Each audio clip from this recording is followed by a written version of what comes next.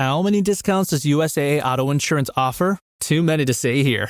Multi-vehicle discount, safe driver discount, new vehicle discount, storage discount, legacy. How many discounts will you stack up? Visit USAA.com/auto discounts. Restrictions apply. This episode is sponsored by Friskies, who would like to tell your cats hi. Now, if that didn't get your cat's attention, there is one thing that always does the trick. Just pour some Friskies crunchy food in the bowl and you'll hear those paws come running. Works every time. With so many Friskies choices, you can always bring your cats running from their secret napping spots. There's always more to explore. See for yourself at friskies.com or visit your local store.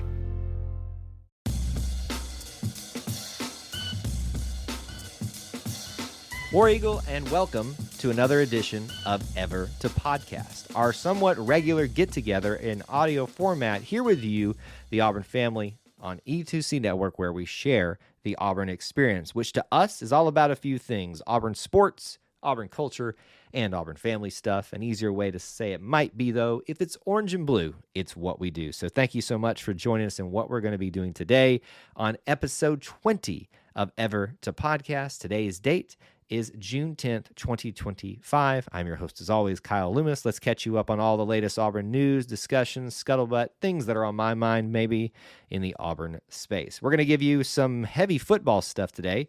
Certainly some big recruiting news yesterday that I know is going to instantly let a lot of you perk up, because that's just like the buzzword for a lot of Auburn sports fans out there. Recruiting. So we got a little bit of that today. We're also going to talk about rankings. As much as I don't really love assessing about those things, I think we've got some good conversations around that. And then there's some big news in the university space that I think it's important for everybody to be aware of, and may even connect back to you in your time at Auburn, some things that are going to be changing. So that's all coming up here. Let's jump into that recruiting space first and the Auburn football side of things.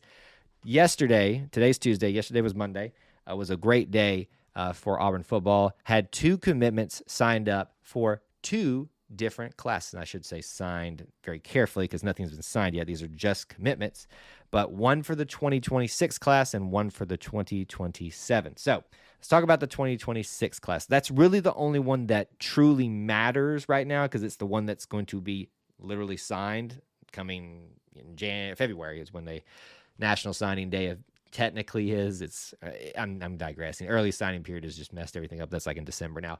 Anyway, so brand new addition to the Auburn Tigers 2026 class, running back Eric Perry out of Mississippi. Now, we've gotten some really good gems out of the state of Mississippi, and I feel like we're very good about going there and plucking out some of the best out of there. So Eric Perry out of Mississippi is coming to be with the Auburn running back class in the 2026 class. Certainly the conversations shift to, where does he fit in all of this? If you kind of look at how the current running back room is right now, you've got Damari Alston, who's a senior, Jeremiah, who is a junior.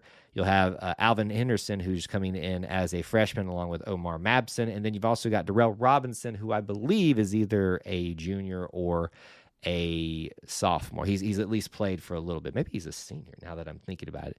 You got 3 upperclassmen guys, 2 younger guys, 2 lower classmen type of situations, freshmen, sophomores. So what does this mean for him? Well, certainly it's way too early to tell, but certainly you can see that there's going to be a progression of guys that are going to be leaving, hopefully with really great ends of their careers, Damari and then Jeremiah. So he's probably coming into a room that's going to be pretty full when he gets here with a lot of talent. It doesn't mean he can't break through. You always want to be recruiting the running back stable as much as you can to fill that up and to be able to keep that room very filled up. So I like this. I like the narrative out of Mississippi. I haven't done a lot of digging into him, especially yet, but just some of the surface level things we want to talk about and make you aware of. The second one, we really shouldn't obsess about too much, because it's for 2027, and so much can change in between now and when that class will actually either be early signed or the traditional signing period, if we still have that. But let's just celebrate this part of it. It's the first one for the 2027 class.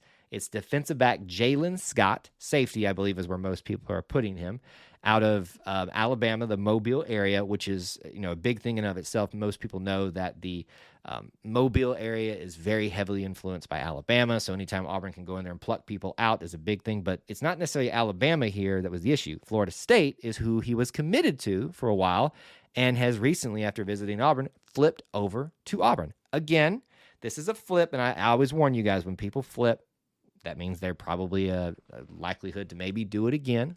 I'm not trying to say he will. I'm just preparing you. Those things tend to happen more these days. And it's a long time coming. But obviously, he liked what he saw at Auburn and wanted to flip over to Florida State. That's a big get out of the Mobile area, a big get to steal from a big, what maybe some people consider a traditional rival in Florida State, especially with where they recruit. So while this is one that's going to take a long time to work itself out, to be officially finalized, I really am excited to see the first one of the 2027 class on board. Because importantly, you want to have these guys get in here early and become the leaders of that class. Oftentimes you see it be something like a running back or a quarterback. Maybe not so often you see it be a defensive guy or a defensive back. So hopefully Jalen Scott will see this as his class going forward and can build it up for the 2027 class and be the leader of that, which will be really interesting to see and an important thing for the future of Auburn football. So congrats to those two guys for committing to Auburn. We're excited to have them on. We'll see how everything shakes out in the rest of their recruiting process. I don't love obsessing about rankings in the offseason. They mean absolutely nothing. There's really nothing good, like substantive, that comes from conversations other than it just gets people to a fall. But however, I do think every once in a while we can kind of glean some things in terms of what perceptions are, not hardcore takeaways or predictions for season records and things like that, but maybe at least something. So ESPN a couple of days ago, maybe it was over the weekend, released their SEC FPI. Now, we talked about the FPI, the Football Power Index in general, and I think Auburn was like 14th or something like that in that one. But now they have just released an SEC one for 2025, and they have Auburn smack dab in the middle and on the back end of the first half at the number 8 slot. So here's how it shakes out. Texas, Georgia, Alabama, Texas A&M, Tennessee, LSU, Ole Miss, then Auburn, followed by South Carolina, Oklahoma, Florida, Arkansas, Missouri, Kentucky, Mississippi State, and, of course, Vanderbilt. Sorry, Vanderbilt. But Auburn smack dab in the middle on, I guess, the upswing or the top half. They make that top half group the top 8 of the 16 team conference. So what does this mean? In the grand scheme of things right now in the early season, absolutely nothing. However, you can see where people are kind of trying to cautiously build up Auburn and expect them to do maybe a little bit of something. Because, look, all those teams I read before you, Texas, Georgia, Alabama, Texas A&M, Tennessee, LSU, Ole Miss, these are all teams that everybody is expecting to at least be the competitive part of the SEC. Everybody under that, under Auburn or right around Auburn, maybe not. South Carolina, maybe you could make a case. They have a lot of hype around their quarterback. But Auburn finds itself, I think, in a very good position where there's not too many big expectations on the national stage, but there's just enough to make people respect them a little bit. This is just one ranking. It means absolutely nothing. It's just about the conference. But it's just something to be thinking about. I don't want to get you guys overhyped or downplay anything in any way, but just something to think about. I found interesting where they're placing in the ESPN SEC FPI. A couple of things, well, really one major thing to discuss here in changing of the university. Y'all tired of talking about construction yet? I don't think it's ever going to stop. We talked on the podcast, the Auburn Experience podcast, episode 128 this week, about a lot of the construction projects and where they're at, because there was a lot of significant milestones.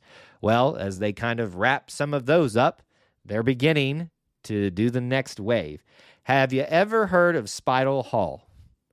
Probably you've walked past it and never looked at it. Never even looked at the name. Maybe you just seen the name and it's kind of right now in the back of your mind. I do remember seeing that. Or maybe you walked in there like I did one time to go meet with some teacher you didn't know their office was over there. Now, listen, I'm not downplaying the significance of that hall and the classes and courses and professors and students that utilize that, but it's an old building. It's one of the probably still oldest buildings that are left from a different era of Auburn. But it's going to be leaving because they have announced that on that current footprint, they will be building a brand new human sciences facility, the Barbara Drummond Thorne Academic Research Facility, that will be the home of the College of Human Sciences. Now, most of you are like, well, don't they already have a home? Well, they're kind of spread out everywhere, to be honest with you, on campus. So this will give them officially a consolidated location for the College of Human Sciences. Now, there will be like a couple other aspects of that college that will have their own facilities already, specialized things, but the primary location, which probably has been this space anyway, will continue to be this space in the same footprint. And if you look at the rendering, it looks like the modern architecture that Auburn is putting up, but obviously much bigger, takes up probably the more of the foot space that's actually there, the footprint that's there for Spidle Hall. But that's going away. So a lot of these hallmarks of Auburn are going away. So if you are in the Auburn area this summer, I would highly recommend, if you want to see it one last time, that you head on out there and go do that, because I think the demolition starts this fall. It's to be opened on, fall of 2027. So you've got about 2 years for that to happen. The crazy thing about this is that while this is going on, once again, someone's having to get transplanted to Haley Center. That's why I think Haley Center is forever going to exist, because it's the perfect place to move people around, relocate, and have it be kind of the hub of things and not necessarily dedicated just to one group. College of Education already moved out to their new facility. But listen, I think I love seeing the Haley Center utilized, even if it's only in a temporary space, because I just don't want that beautiful monstrosity to go anywhere. But as times change, maybe that goes too. But for now, for those of you that have a connection to Spidle Hall, Human Sciences, College of Human Sciences, Auburn, there's some big news for you, and we'll be watching that and probably chronicling that for you guys in our content here at E2C Network when we go and visit campus. That's going to do it for our news and discussions today. Certainly, there's a lot of other things out there that we could be talking about, and we'll do so probably tomorrow. A couple of quick reminders for you. First of all, schedule things. Probably tomorrow is going to be the last day this week that we do this show. I will be on vacation Thursday and Friday, so I can't see myself doing one of those days, but we'll try to catch up with everything that we need to with you tomorrow. We'd always love to hear from you. DM us on social medias. Leave a comment, question, topic that you'd like discussed here. e2cnetwork@gmail.com. We'd love to hear from you. And as always, please subscribe and follow on social media, everywhere you can get the content for us, video, podcast, social media. We appreciate that. Thank you for hanging out with us here at Ever to Podcast. Until we talk to you again, War Eagle.